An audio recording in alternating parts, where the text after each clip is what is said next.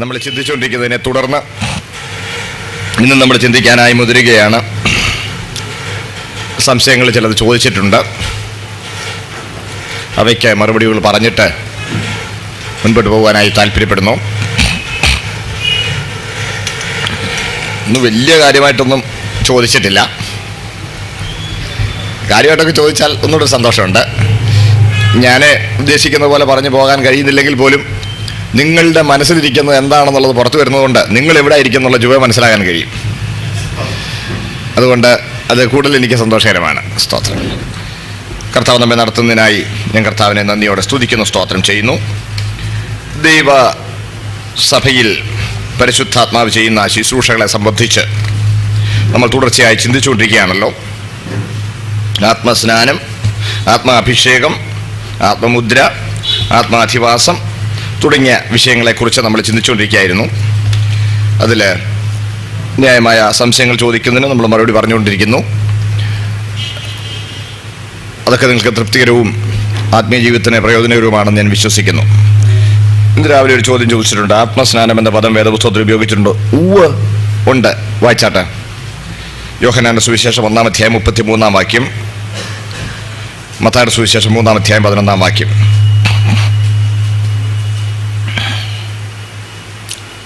യോഹന്നാൻ 1:33.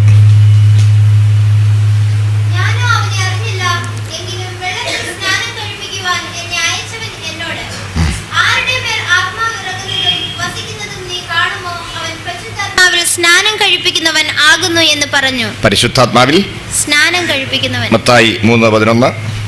അതേ ആശയം ആവർത്തിച്ചിട്ടുണ്ട്. ഒന്ന് വായിച്ചേരെ. 3:11. ഞാൻ നിങ്ങളെ മാനസാന്തരത്തിനായി വെള്ളത്തിൽ സ്നാനം ഏൽപ്പിക്കുന്നതേയുള്ളൂ. എന്റെ പിന്നാലെ വരുന്നവനോ എന്നേക്കാൾ ബലവാനാകുന്നു. അവന്റെ ചെരുപ്പ് ചുമപ്പാൻ ഞാൻ മതിയായവനല്ല. അവൻ നിങ്ങളെ പരിശുദ്ധാത്മാവിലും തീയിലും സ്നാനമേൽപ്പിക്കും. കേട്ടോ, പരിശുദ്ധാത്മാവിലും തീയിലും സ്നാനം കഴിയും. അത് നമുക്കിന്ന് ചിന്തിക്കാനുള്ളതാണ്.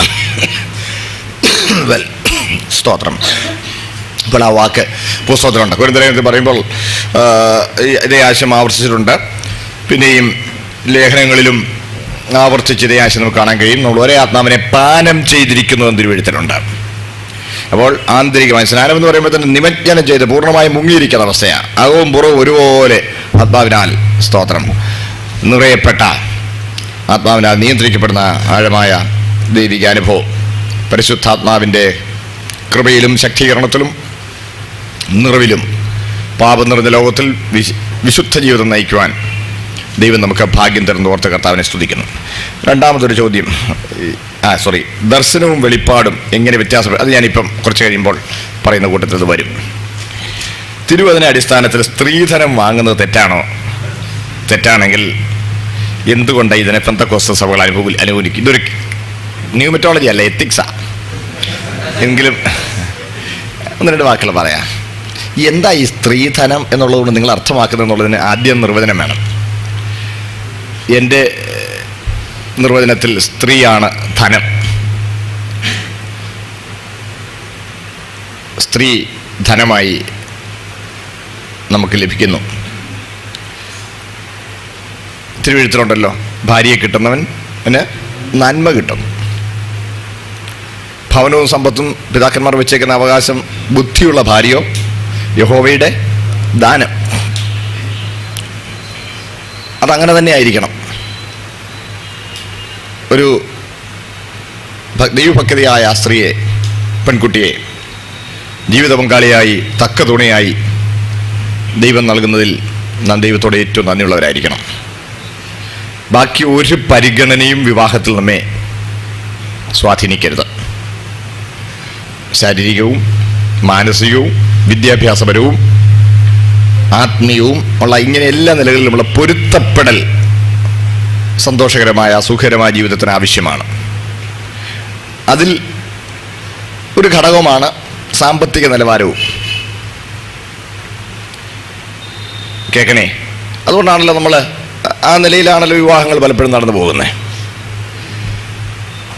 പെൺകുട്ടിയെ അവൾ അർഹിക്കുന്ന വിഹിതം മാതാപിതാക്കന്മാർ കൊടുക്കാനായിട്ട് ഉത്സാഹിക്കണം. പെൺകുട്ടിയെ കുറയ്ക്കരുത്. നിങ്ങളെൻ്റെ കൂടെ ഉണ്ടോ? അത് ചെറുക്കൻ ചോദിച്ചിട്ട്, ചെറുക്കൻ്റെ വീട്ടുകാർ വില പേശിയിട്ടായിരിക്കരുത്. അവർ ചോദിക്കാൻ അവർക്ക് അനുവാദമില്ല. സ്വത്ത് പങ്കിടുമ്പോൾ പെൺകുട്ടിയാണെന്ന് പറഞ്ഞ് അവളെ കുറയ്ക്കരുതെന്ന് മാത്രമേ എനിക്ക് അഭിപ്രായമുള്ളൂ. ഫാസ്റ്റ് സ്ത്രീധനത്തെ അനുകൂലിക്കാമെന്നോ നിങ്ങൾ ചോദിച്ചേക്കും. ഇല്ലേ? ഞാനത് അനുകൂലിക്കുകയല്ല. ഈ വിഷയമൊക്കെ തൻ്റെ ഇടമായിട്ട് ഇവിടെയും പ്രസംഗിക്കാൻ, എൻ്റെ അമ്മായിപ്പനും അമ്മായിമ്മ ഇരിക്കുന്നിടത്ത് പ്രസംഗിക്കാൻ എനിക്ക് തൻ്റെ ഇടമുണ്ട്. ശ്രദ്ധിക്കണേ. അപ്പോൾ നമ്മുടെ ഇടയിൽ ഇപ്പം വന്ന് വാസ്തവത്തിൽ നടക്കുന്നതെന്ന് പറഞ്ഞാൽ പെൺപിള്ളേരെ കളിപ്പിക്കുക. പക്ഷേ ഉദാഹരണം പറഞ്ഞാൽ, എറണാകുളത്തുള്ള ടൗണിലൊരു വീട്, അവിടെ ഒരു വീട്ടിൽ അവർക്കൊരു വീടുണ്ട്.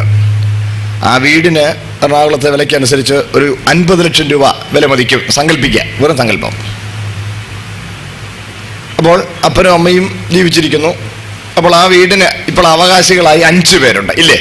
3 കുഞ്ഞുങ്ങളും അപ്പനും അമ്മയും. ഒരു 20 ലക്ഷം രൂപ ഈ പെൺകുട്ടിക്ക് പിതൃസ്വത്തിൽ നിന്ന് എന്തോ ഉണ്ട്? ന്യായമായ ഇല്ലേ? ഇല്ലേ? അതിന് ആൺപിള്ളേരും ഒന്നും മിണ്ടാത്ത, പെൺപിള്ളേരും എന്താ മിണ്ടാത്ത? തീർച്ചയായിട്ടും ഉണ്ട്. പക്ഷേ അങ്ങേ അറ്റം പോയാൽ ഒരു 5 ലക്ഷം രൂപ ഞെരുങ്ങി സ്ത്രീധനമാണെന്ന് പറഞ്ഞ് അവൻ എന്നാ വിലപേശലായിരുന്നു എന്നൊക്കെ പറഞ്ഞ്, മനസ്സിലായില്ലേ? കൊടുത്ത് അതോടെ ഇടപാട് തീർത്തതുപോലെ. അങ്ങനെ ആകരുത്. എൻ്റെ കൂടെ ഉണ്ടോ? അതല്ലേ 5 വീതമല്ലേ? 3 പിള്ളേരും അപ്പനും അമ്മയില്ലേ? 5 വീതമാക്കുക. സാറ് ശ്രദ്ധിച്ചില്ല. 5 വീതം വെച്ച് അല്ലേ? അപ്പോൾ എന്തോ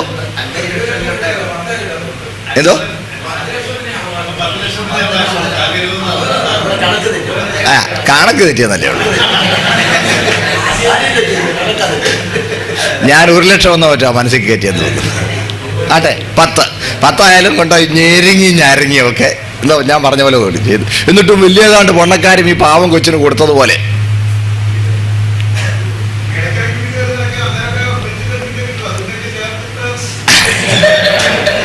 അത് കൊള്ളാം. അപ്പോൾ ഉപദേശിമാരാ ഞങ്ങളൊക്കെ വരുമ്പോൾ നിങ്ങൾ എത്ര ലിസ്റ്റ് എഴുതുന്നുണ്ടാ എനിക്ക് അറിയാൻ വേണം.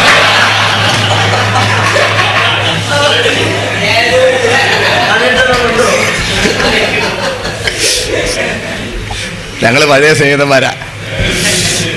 തന്നെയല്ല, അദ്ദേഹം എനിക്ക് ഒത്തിരി ശുശ്രൂഷ ചെയ്തിട്ടുള്ള ആളാണ്. അതുകൊണ്ട് ഞാൻ സാധാരണയായിട്ട് അങ്ങ് പറയും.